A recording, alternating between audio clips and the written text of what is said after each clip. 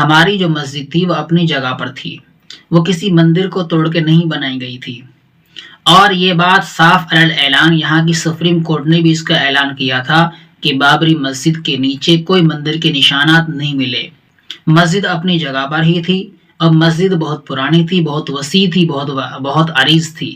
انما یامر مساجد اللہ من آمن باللہ والیوم الآخر واقام الصلاۃ وآتى الزکاۃ ولم یخش الا اللہ۔ نماز پڑھنا، مسجدوں کو آباد کرنا، مسجدوں کو تعمیر کرنا، یہ اللہ تعالیٰ کے اوپر ایمان لانے کی ایک بہت بڑی نشانی ہے۔ اور مسجدیں ہماری جہاں بھی ہوں، چاہے وہ چھپر ہوں، چاہے وہ جھونپڑی ہوں، چاہے وہ چھوٹی سی جگہ کیوں نہ ہو، جس کا نام مسجد رکھ دیا گیا وہ بہت ہی بابرکت ہے، مبارک ہے، اور اس کی حفاظت کی ذمہ داری ہر ایک مومن کی ہے۔ بات چل رہی ہے ہماری مسجد کی، جو کہ کسی تنازع کے سبب شہید کر دی گئی۔ ہماری بابری مسجد اپنی جگہ پر ہی تھی، وہ کسی مندر کو توڑ کر نہیں بنائی گئی تھی۔ یہ آپ لوگوں کو اور آج کے لوگوں کو سب کو سمجھنا ضروری ہے۔ حالانکہ ہندوستان کی سپریم کورٹ نے یہ اعلان بھی کیا تھا کہ وہاں کوئی مندر نہیں تھا، مسجد کسی مندر کو توڑ کر نہیں بنائی گئی تھی، وہاں مسجد ہی تھی۔ اور یہ ہم سب کے لیے سوچنے کا بھی مقام ہے کہ اتنے بڑے بادشاہ بابر، جس کی حکومت پورے ہندوستان پر تھی، انڈیا، پاکستان، افغانستان، یہاں تک کہ بنگلہ دیش، آس پاس کے جتنے علاقے ہیں سب انڈیا میں ہی تھے، اتنے جگہ پر جس کی حکومت ہو، کیا اس کے لیے کوئی جگہ مل نہیں رہی تھی؟ کیا اس کے لیے مندر ہی مل رہا تھا کہاں کہ وہ مندر کو توڑ کر وہ مسجد بنائے؟ حالانکہ ہماری مسجدیں کسی مندر کو توڑ کر اگر بنائی جائے، وہاں ہماری عبادت ہی نہیں ہے، وہاں ہماری مسجدیں شمار نہیں ہوں گی۔ یہ ہماری بنیاد ہے، یہ ہمارا اصول ہے، یہ ہماری تعلیم ہے کہ ہماری مسجد کسی دوسرے کے عبادت خانے کو توڑ کر نہیں بنائی جائے گی۔ جو بادشاہ اتنا بڑا کام کر رہا ہو دین کے لیے، اتنی بڑی مسجد تعمیر کر رہا ہو، اتنے پیسے خرچ کر رہا ہو، کیا وہ ناجائز طریقے سے خرچ کرتا؟ جب اسلام میں وہ چیز جائز نہیں ہے تو وہ ناجائز طریقے سے کیوں خرچ کرتا؟ اسلام کا یہی بنیادی عمل ہے، یہی اصول ہے، یہی تعلیم ہے۔ حضرت عمر رضی اللہ عنہ کے زمانے میں بیت المقدس کو جب فتح کر لیا گیا تو وہاں کے لوگوں نے حضرت عمر رضی اللہ عنہ کو خط بھیجا کہ آپ یہاں آئیں اور آپ یہاں آ کر مسجد کا نظام بنا کے جائیں اور مسجد کو ایک مرتبہ دیکھ کر جائیں۔ تو حضرت عمر رضی اللہ عنہ مدینہ منورہ سے چلے اور بیت المقدس کے سفر پر نکل پڑے۔ رستے میں یروشلم پڑتا ہے، تو یروشلم میں جب آپ پہنچے تو وہاں نماز کا وقت ہوا، تو نماز کے وقت کے لیے آپ نے سب لوگوں کو وضو کرنے کے لیے کہا اور نماز پڑھنے کی تیاری شروع کی۔ تو وہاں کے جو عیسائی تھے یروشلم کے، وہ آئے اور انہوں نے کہا کہ تو وہاں کے جو عیسائی تھے وہ آئے اور انہوں نے حضرت عمر رضی اللہ عنہ سے کہا کہ آپ ہمارے گرجا میں نماز پڑھ لیجئے، ہم آپ کو پوری اجازت دیتے ہیں کہ آپ ہمارے گرجا میں نماز پڑھ لیجئے، ہماری بھی یہ خوش نصیبی ہوگی کہ آپ ہمارے یہاں 2 قدم رکھ لیں، ہم آپ کو اجازت دیتے ہیں۔ حضرت عمر رضی اللہ عنہ نے جب دیکھا کہ یہ لوگ خود ہی کہہ رہے ہیں تو ان کے کہنے کی وجہ سے آپ جو ہے اپنے ساتھیوں کو لے کے اس گرجا میں چلے گئے اور وہاں صفے بچھا کے لوگ کھڑے ہوئے اور تکبیر کہہ دی گئی، اللہ اکبر اللہ اکبر، پوری تکبیر ہو گئی۔ یہاں تک کہ تکبیر ہونے کے بعد حضرت عمر رضی اللہ عنہ نماز کی نیت باندھنے والے تھے، اچانک سے آپ واپس ہوئے اور ساتھیوں سے کہا کہ چلو باہر نکلو۔ تو سارے ساتھی متحیر تھے، تعجب میں تھے کہ نماز پڑھنے سے پہلے ہی ہم باہر چل رہے ہیں، اس کی کیا وجہ ہے؟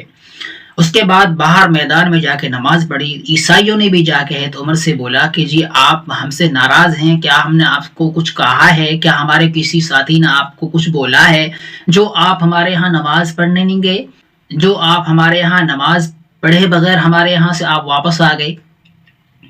تو حضرت عمر رضی اللہ عنہ نے کہا کہ میرے ذہن میں ایک بات یہ آئی کہ کل کو اگر آج میں یہاں نماز پڑھ لیتا ہوں کہ کل کو جو مسلمانوں کی طاقت بڑھے گی، حکومتیں بڑھیں گی 100 سال 50 سال 200 500 سال بعد میں، تو مسلمان یہ نہ سوچ لیں کہ یہاں نماز پڑھی گئی تھی، حضرت عمر نے نماز پڑھی تھی، اور یہ سوچ کر کبھی اس گرجا پہ قبضہ کر لیں، اس گرجا گھر پہ قبضہ نہ کر لیں، کبھی کوئی یہ نہ سوچ لے کہ یہ مسجد تھی پہلے۔ اس بات کو ذہن میں رکھتے ہوئے حضرت عمر رضی اللہ عنہ نے وہاں نماز نہیں پڑھی۔ یہ ہماری تعلیم ہے، ہمارے اسلام کی یہ تعلیم ہے کہ آئندہ چاہے کتنی بڑی آئندہ حکومت ہوگی، مسلمانوں کا غلبہ ہوگا، اس وقت بھی ان کے گرجاؤں کو، ان کے بت خانوں کو کچھ نہ کہا جائے، نہ گرایا جائے، ایسے ہی اسی طریقے سے رکھا جائے۔ اس لیے حضرت عمر رضی اللہ عنہ نے وہاں نماز نہ پڑھی کہ کبھی کوئی وہاں پر اس بت خانے کو توڑ کر وہاں مسجد بنا دے۔ تو ہماری بنیاد تو یہ ہے تو اتنے بڑے بادشاہ بابر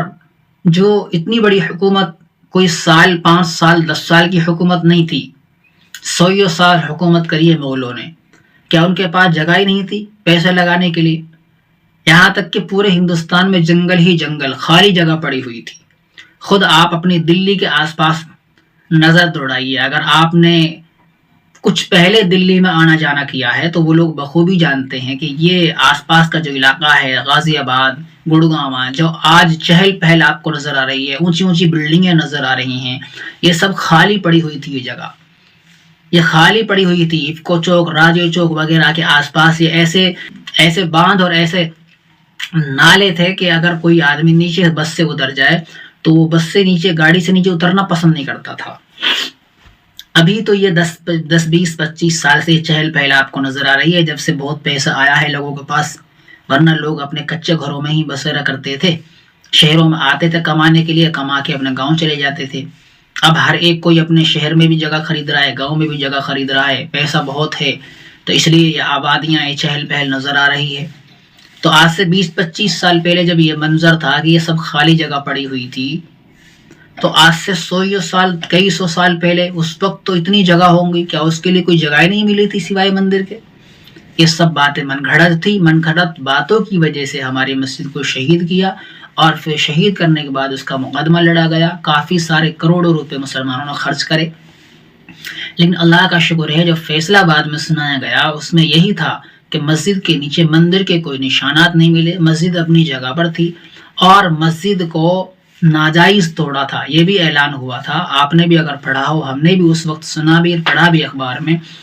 کہ مسجد کو توڑنے والوں نے ناجائز کیا، غلط کیا۔ اب اس کو فیصلہ سنانے میں اگر ان کی طرف وہ بات چلی گئی ہے تو یہ تو بہت بڑا ظلم ہے، ناانصافی ہے اس میں، اس کا تو کل قیامت کے دن جواب دینا ہوگا۔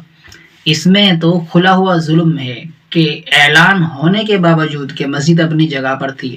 اس کے باوجود اس کو ایک مندر میں تبدیل کرنے کا حکم نامہ جاری کرنا، یہ کھلا ہوا ظلم ہے۔ تو آج اگر ہماری مسجد بت خانے میں تبدیل ہو رہی ہے تو کسی کو زیادہ غم میں پڑنے کی ضرورت نہیں ہے، اپنے دماغ پر زیادہ غم سوار کرنے کی ضرورت نہیں ہے، اس میں اللہ کی مصلحتیں ہیں۔ ہم نے جو کوشش کرنی تھی وہ کری، اپنی کوشش ہر ایک کوئی اپنے گھر کے لیے کرنا چاہتا ہے، تو اس کے لیے ہم نے جتنی بھی کوششیں تھی وہ کی۔ اب مسلمانوں کو اپنے اللہ سے دعا کرنی چاہیے اور اپنی باقی ماندہ مسجدوں کی حفاظت کرنی چاہیے، ان کو آباد کرنا چاہیے، اور مسجدیں آباد ہوتی ہیں نمازوں سے، مسجدیں آباد ہوتی ہیں دعاؤں سے، مسجدیں آباد ہوتی ہیں ذکر و اذکار سے، قرآن کریم کی تعلیم سے۔ اپنی مسجدوں میں ہم جتنی زیادہ نماز پڑھنے جائیں گے، ان کو آباد رکھیں گے، اتنی ہماری مسجدوں کی حفاظت ہوگی۔ اللہ تعالیٰ جن کو اللہ نے ہدایت دینی تھی، ایک تھا جس نے بابری مسجد کو شہید کیا تھا، اور کتنے سارے لوگ بعد میں مسلمان ہوئے۔ ایک محمد عامر نام کا تھا، بزرگ ہو کے ابھی کچھ دن پہلے انتقال ہوا ہے، اس نے بابری مسجد کے شہید کرنے میں اہم رول ادا کیا۔ اس کی وجہ سے بعد میں جب وہ مسلمان ہوا، اس کو شرمندگی ہوئی، اس کو پتہ چلا میں نے غلط کیا، تو اس نے 100 مسجدیں بنانے کا ارادہ رکھا، اور تقریباً 90 مسجدیں وہ بنا بھی چکے تھے۔ تو یہ اللہ کے گھر ہیں، ان کی حفاظت کی ذمہ داری اللہ نے خود اپنے ذمے لی ہے۔ ہم تو کوشش کر سکتے ہیں، اللہ سے دعائیں کریں، اللہ تعالیٰ کی اس میں کوئی مصلحتیں ہوں گی، اللہ کی مصلحتوں میں کتنا سارا کچھ حکمتیں چھپی رہتی ہیں، اللہ کی حکمتیں، اللہ کی اس میں حکمتیں ہوں گی۔ اللہ کی حکمتوں میں جو باتیں چھپی ہوتی ہیں وہاں تک ہماری عقل رسائی نہیں کر سکتی، ہماری فہم وہاں تک نہیں پہنچ سکتی، ہماری عقول کی وہاں تک رسائی نہیں ہو سکتی۔ اس لیے اللہ سے دعا کرے کہ اللہ تعالیٰ ہماری باقی ماندہ جو مسجدیں ہیں ان کی بھی حفاظت فرمائیں، ہماری مسجدوں کو آباد فرمائیں، ہمارے مکاتب کو آباد فرمائیں، ہمارے مدارسوں کو آباد فرمائیں، اور اللہ تعالیٰ ملک میں امن و سلامتی، حفظ و امان کے ساتھ سب کو رہنے کی توفیق عطا فرمائیں۔